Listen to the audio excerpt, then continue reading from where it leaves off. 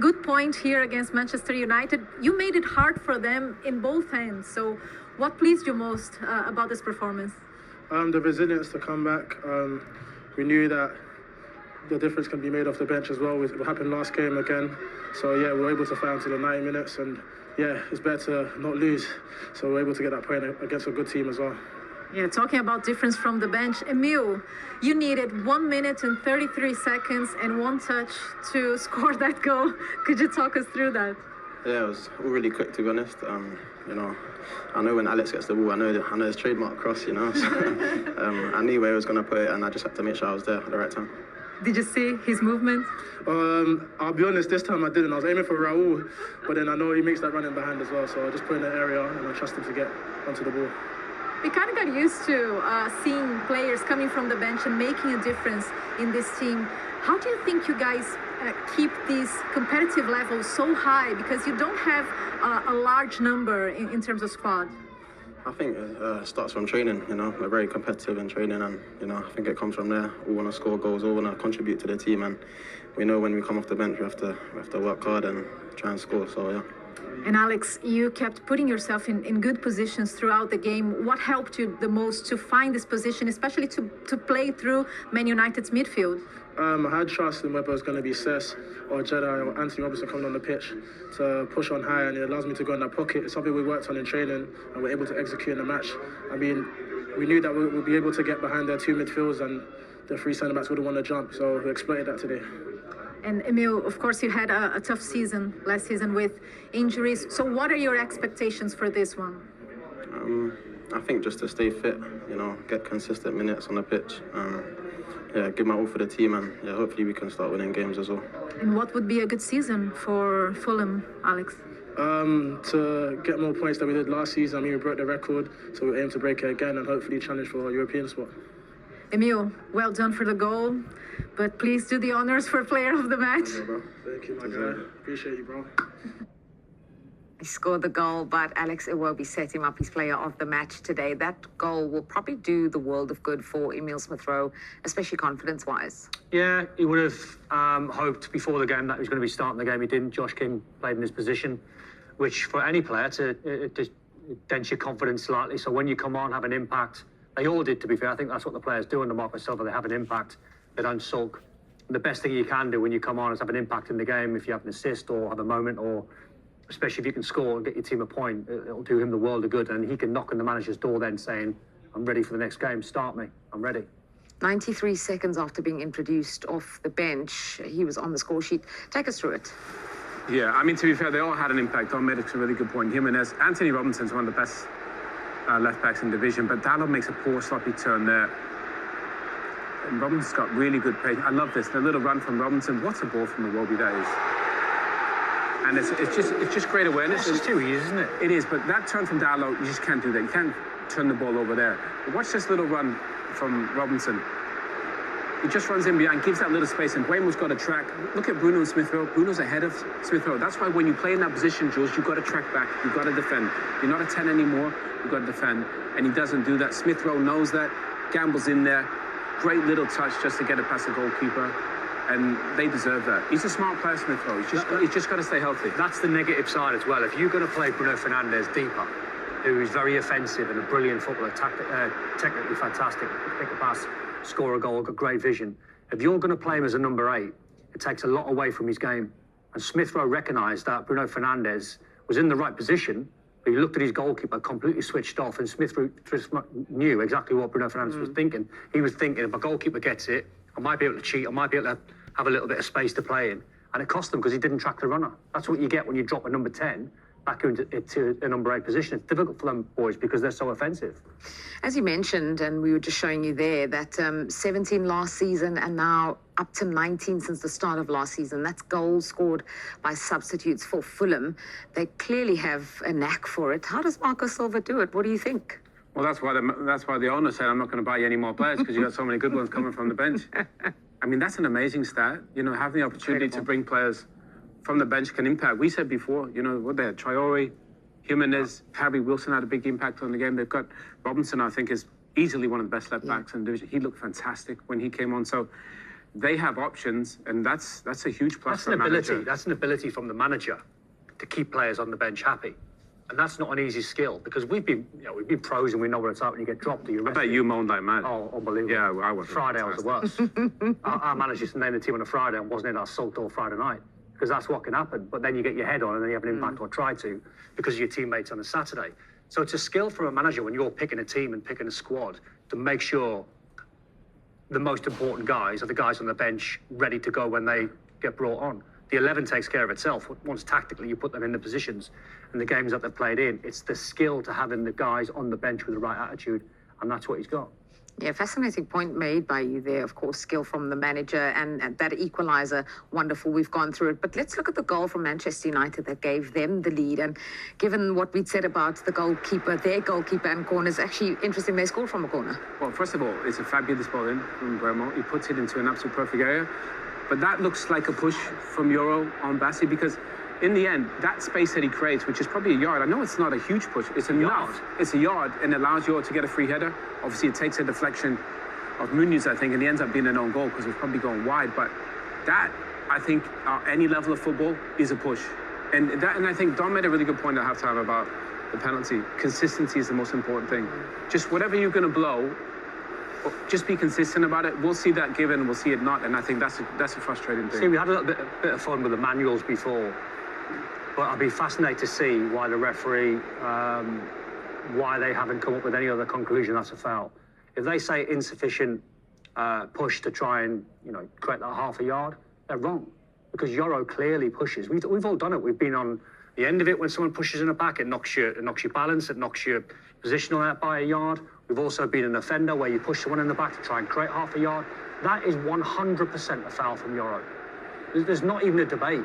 It can't be any other than a Fulham free kick. The official word is no significant impact. It's not true. How can that be true?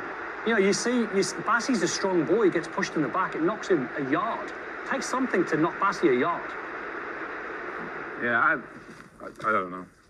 Can't be. I mean, it looked like a push to me, but they're getting paid to make decisions. They didn't see it that way. But again, consistency is the most important thing. It looked like a pretty obvious push, even though difficult for the referee to spot.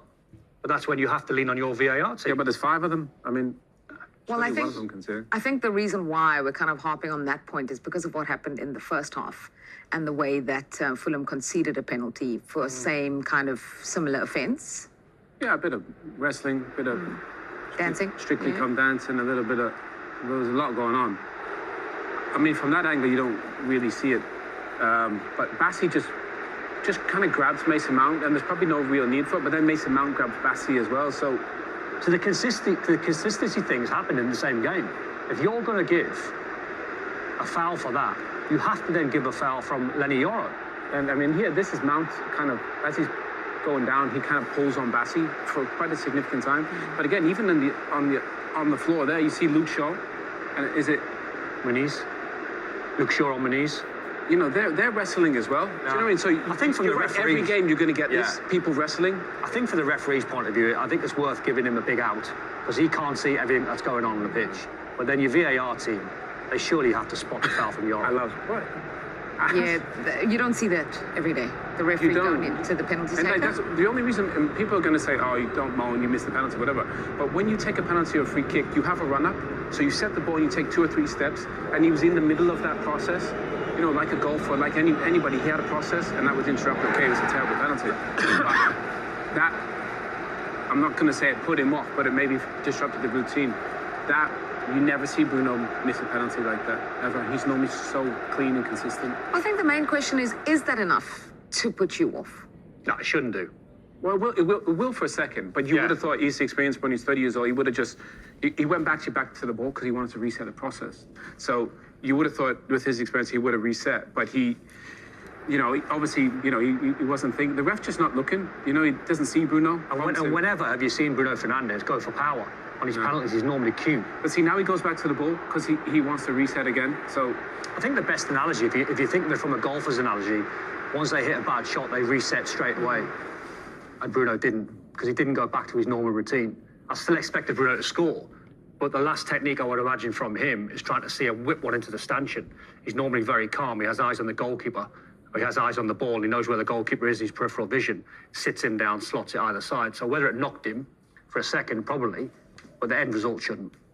Yeah, he was talking to the referee at the start of the second half. Remember, probably saying something about that. I guess we'll never know. What we do know is What that frustrated you the most about the performance? No, it was. I think we can do better, but we are putting the effort. So that is the most important thing for me. I think in some moments we did well, especially in the beginning of the game, and I felt that after the goal. We were thinking about the result, just the result. And this team needs to win games, so we need to focus on the performance, what we need to do. Because if we think about the results, we forget to do the normal things. So that was my feeling. We were okay until the goal. We scored a goal, and we should do the opposite. So have more possessions. Push more the opponent, and I think we were not smart in that moment.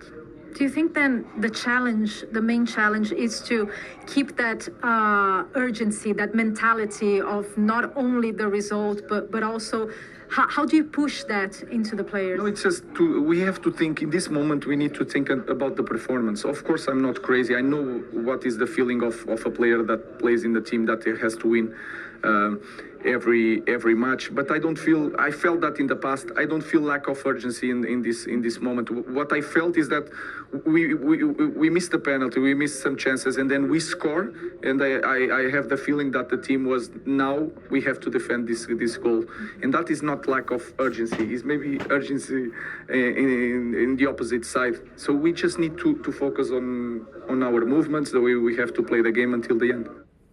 what stands out for me from that interview is that he said they scored and then he felt as if they felt, the players, that they need to defend that lead. Probably because I think after finishing, 15th last season, they want to find a win game. So you get ahead and then you think, all right, well, maybe we'll find a way to protect this. But for the first 15, 20 minutes, I thought they played fantastic. Couldn't you have 3 huge opportunities? And that's because they just focused on how they want to play. Mason Mount got in some good positions. And then they scored and then they just dropped off. And Fulham controlled the game. And if that game would have gone on any longer, Fulham probably could have won it. So I think in that sense, he nailed it, Ruben, and he's spot on in his analysis of the game. They kind of stopped playing, allowed Fulham back into the game when they should have just gone and tried to win the game and get a second goal. Does that speak to the fact that they've won only once in their last 11 league games going back to last season? Yeah. And as he said, when they scored the goal, they were already thinking about the result. 5 wins in 24 as well in the league. He's trying to change the culture. The players that he's brought in are very, very good signings. The likes of Cunha, the likes of Mbeumo, they will change things. My worry watching that Man United second half performance is how they drifted out of the game. That's when you're looking for your players who have an impact to produce a moment, to run hard, to try and get on the ball, create things. I think the effort was there in general. I think he's spot on in his analysis there, Ruben Amorim. But I've tipped Man United to finish 6th. I thought the improvements would be a little bit sharper and a little bit better. I know it's only 2 games in, and I said before kick-off today, the performance when you play first day of the season against Arsenal at home, the adrenaline's there. First game of the season, everyone's on a high. You can perform. And they should have got something out of the game. The acid test for Man United to see where they're going to be at the end of the season was today. They had to win that game today. And the fact that they took the lead, dropped off, and as Owen said, it was Fulham that were going to win the game, that'll be a big worry. Well, who were you hoping to see more from today then, Owen? Well, I think for me the biggest worry is I love Cunha, I love Mbeumo. Bruno, we know he had a bad day today. The one thing, my biggest worry going forward is the goalkeeping situation isn't addressed and the striker position isn't addressed. And I've never seen a team win without those 2 positions, with top players in those positions. So maybe they're going to address that in the next week. Maybe somebody comes in, they don't. But I think goalkeeper, striker, he's got to address first. I think that the 2 in behind, Cunha and Mbeumo, are fantastic. But I think the 2 at the top and the back, they need to be addressed ASAP. Because if you look at the fixtures coming, obviously Burnley expect them to win. But City, Chelsea, they are really, really difficult fixtures. Yeah, and then Liverpool 2 games after that to come as well. Okay, so a draw for Manchester United. It's 2 1-1 draws for Fulham to start the season. Let's hear from their manager. Here's Marco Silva. Can you understand why the VAR wouldn't change that decision? I cannot understand. I would like to explain everything to you from the first whistle until the last, but I don't have this It's not my job. I don't have these competences as well. I don't want to go in this direction. I think everybody in the world saw what's happened this afternoon at Craven Cottage. Your subs doing well is a story that we've known for a while. What's been important for you from the manager's perspective to manage this group of players? Because we know you don't have a very large group of players. And is this as well a good argument for you to have more signings because you can use really well this group of players that you have? And we need, I'm repeating always, we have a great group of guys, lads, boys, as you want to call them, man. They have their families, all the things, but they are guys that they give always everything for the shirt. They have the right mindset, open mind, always to try to learn. We adjusted some things this week to prepare well the game strategic point of view, and they understood, they executed well, and they are giving everything as always. And the guys that love the football club, they love them as well. They have to be proud, of course. We as a club, we need help. Myself and the players, they need help, and they need the new signings to give different conditions for us, to give different solutions at the end, to give more, to have more competitiveness every single day, because just in this way you can grow. But as you mentioned, the players that they came in, they were brilliant again. Last week was the same. Last season was the story of our season 2. What do you think Marco Silva will be thinking about this team and where he'd like to bring some players in? I mean, as Owen has reminded us plenty, just a goalkeeper. I think even in that interview there, it feels like he's getting the max out of this group of players. But I think he needs help. I think he needs a little bit more quality. As we mentioned, the depth is there, so it's a bit of a contradiction on the bench. But I think in the starting 11, it needs a little bit more punch. I think it needs something. I mean, Smith Rowe provided that off the bench today, but when you look at them, Bassey and Anderson, terrific at the back, but you think any sort of knock to one of those two, they might be harmed by that. But I think in terms of the job that he's doing, faultless, A1. I mean, he couldn't get more out of the players that he's getting out of. That's what he mentioned before about the players come off the bench. So they're having an impact, but he is having an impact on them. Tactically, he's always been very smart. But I think for Fulham to try and kick on, and this is probably the hardest thing in the Premier League, when you're a team that's in and around sort of 8th, 9th and 10th, is how you get into that top 6. That's the hardest part, and you do that by investment. You do that by trying to bring more quality in. It's hard, though. Yeah, Premier League points record last season for them. They were in the conversation for Europe with an outside chance up until the last few weeks as well. For Marco Silva, what do you think went right today? Well, I thought they hung in there when Man Utd were by far the better of the two teams, especially at the start of the game. And as the game kind of grew on, I thought they grew into the game. I thought the subs played a huge part in that. So I think he'll be quite proud and confident, because I thought at the start of the game they looked passive, too passive. They showed Manchester United too much respect. But I think the one thing he has one of the most experienced teams in the division. I think the third oldest last season, and I think that shows the experience. They hang in there and they can find a way to get a result, like they did against Brighton last week. But I just feel like they need maybe another winger, a bit of firepower. I love Robinson and Iwobi kind of on that left channel. I think two exceptional athletes that get up and down and complement each other well, but maybe somebody off that right-hand side that can maybe score some goals. And the biggest compliment as well, I think he knows, because of the manager that he is and the group of players that he's assembled, this Fulham team won't go under. I don't think we'll see them get done 4, 5 and 6. They're not the type of side. They're hard workers. They're very honest. And I think you look